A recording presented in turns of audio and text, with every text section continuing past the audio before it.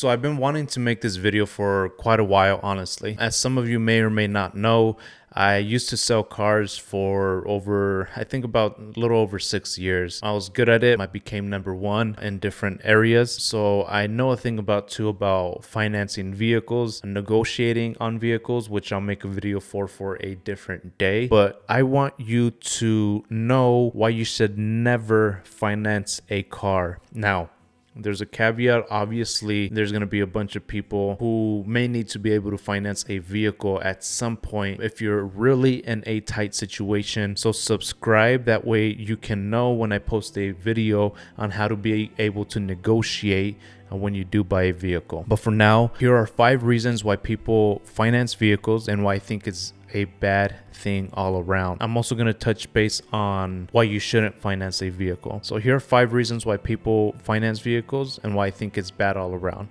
For one, to be able to spread out payments. That's probably the number one thing people finance vehicles is because they can't afford a $30,000-$40,000 vehicle or even a 10, if you go to a buy here, pay here, you can't afford that $10,000 car. So you have to be able to finance it. That way you can spread the payments month over month. For 2 is to be able to build your credit, even if you have bad credit, which if you do have bad credit, don't finance a car. You're throwing away so much money with the high interest on that. Number 3, to be able to access better vehicles opposed to just buying one for cash for, let's say if you save $5,000. So the access of better vehicles. Number 4, possible tax deduction.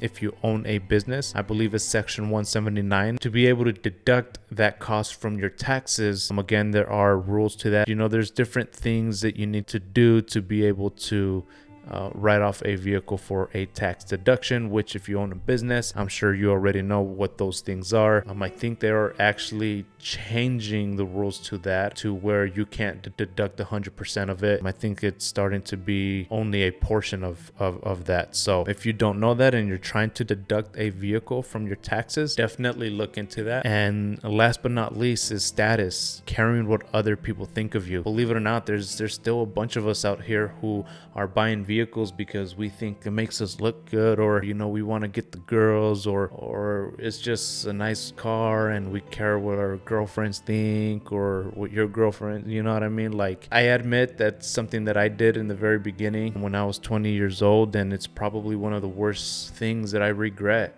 To be, I used to drive an Infiniti Q50, like the nice ones, and every time I pulled up, I always got compliments. But for a young man out there too, like, let me tell you, it's just, don't do it. Like, if you have game to be able to like talk to girls, but my buddy, he used to drive like a 2001 Camry, pick up way more girls than me. Like, I'm telling you, you don't need a car to make you look cool, to be able to like have the confidence. Just have the confidence, And I say for you guys because it could be different for girls out there, and I don't want to speak on their behalf because again, I'm a guy. So why you shouldn't finance a vehicle? A couple of different topics that I want to touch base on here, and the number one is, well, it's not the number one. I think all of these are number one, to be honest with you, but the first one is interest, especially on a depreciating item.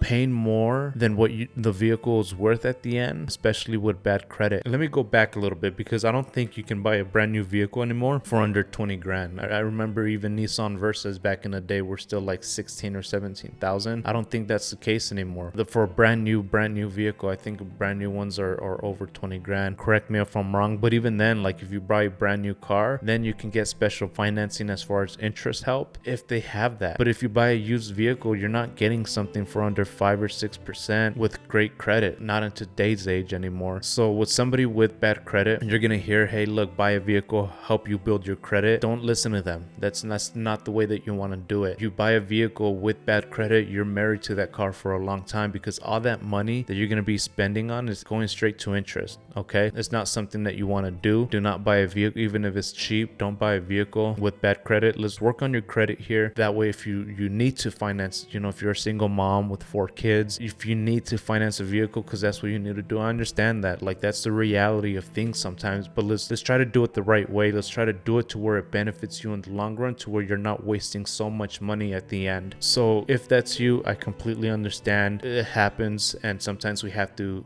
that's reality. So we have to work around it. So comment down below if that's you, that you're struggling and it's like you need a vehicle because you are a single parent taking care of 3-4 kids and you want something safe. Like, I get that. I'm not going to go too much on a tangent, but vehicles depreciate in value over time, and once you drive off the lot, you see about a 25% or more right off the bat of the vehicle's value. It's not something that you want to keep. It's not something that you want to have unless you absolutely need it. There are businesses out there who are making money on renting luxury vehicles, but that's not the majority of us. So that's number 2. Number 3 is having the negative equity. If you ever need to sell your vehicle to be able to free up some cash on monthly expenses, you wouldn't be able to do so if you owe more than what your car is worth without taking a financial loss. For those of you who don't know, negative equity is when you owe more on the loan than what the car is worth. So if you bought a vehicle and you didn't put much money down, you financed it, and the car's worth $20,000 with your tax title license, now your loan is $25,000. The moment you drive off that lot, it's probably worth, I don't know, 18 grand. It's not good, but you're unable to sell the vehicle, wipe your hands clean because of the negative equity. You're owing more. The car's worth 20 grand, you owe 25. That's $5,000 in negative equity. Number 4 is long-term financial commitment. Taking a car loan means having to commit to monthly payments for many years, right? As you can see, many things can happen at any time, which means having less financial flexibility and tying up resources that can be used for other purposes, such as savings or investments. If you can drive a little hoopty for a while, keep doing that until you have so much savings and so much investments that you can splurge yourself. You don't need the brand new car, but you can splurge on something newer. And then, like my Toyota Camry, I'll probably keep that till the wheels fall off. But hey, you know what? Maybe one day when I want to spend the extra 15 grand, I'll buy myself a little truck. It's not going to happen anytime soon. I'm cool with it for now, The next one is potential for overspending. Now, I want to touch base on this one a little bit more, because financing can make it easier to overspend on a vehicle as it allows you to spread the cost over time. This can be tempting to buy more of a car than what you can afford,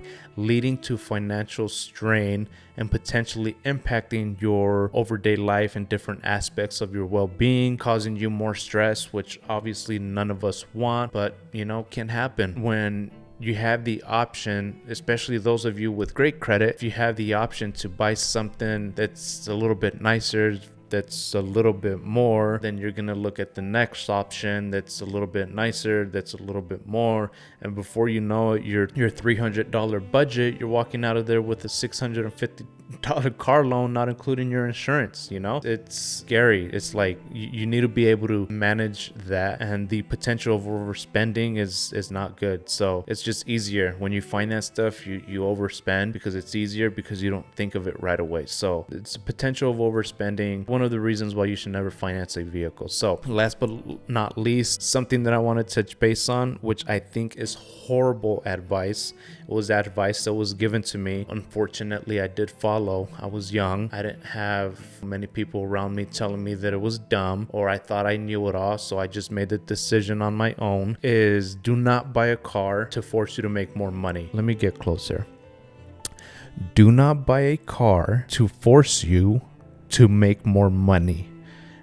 I'm telling you, when I used to work at the dealership, first thing they did is go buy a car. And they were just putting me together, right? Like, they were telling me to go buy a car because the turnover rate in that establishment was crazy. So they just wanted a car sale. They didn't think I was going to stick it around for 6 years. But that was one of the advice that they gave me, to be able to buy a car. That way I am forced to make money. So they made me stress to be able to make more money, having to make more money for them, for me to be able to pay now this car loan. It's probably the worst advice that I still hear people saying. I mean, it's crazy to me. If you ever hear that from somebody, just stop talking to them, because for one, they don't know what they're either talking about, or two, they're not good for you, to where they're just trying to put you in a bad position. Like, seriously, do not buy a car, do not buy anything to force you to be able to make more money. I mean, that's just the dumbest thing that oh my god, I just don't do it, right? don't do it. So thank you guys for taking the time to watch and click this video. If you're new and this is your first time on this channel, we talk about ways to improve your credit score, financial literacy, budgeting, and many different topics to help you improve your current credit